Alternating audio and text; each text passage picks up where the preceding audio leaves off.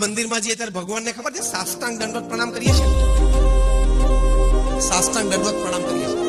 2 વર્ષ પહેલા ઇંગ્લેન્ડની ઓક્સફર્ડ યુનિવર્સિટીએ એ લોકોએ પણ 8 થી 10 વર્ષના એક્સપેરિમેન્ટેશન પછી એવી વાત જાહેર કરી કે જે ઇન્ડિયન સિસ્ટમમાં સૂર્ય નમસ્કારમાં જે દંડવત પ્રણામની પદ્ધતિ છે એ કોઈ વ્યક્તિ નાનપણથી 5 પણ રેગ્યુલર કરે તો એને જીવનમાં ક્યારેય ઓસ્ટિયોપોરોસિસ થાય જ નહીં, એટલે કે ક્યારેય એના હાડકા નબળા પડે જ નહીં. Absolutely scientific. આવી મારી પાસે 1000 વાતો છે.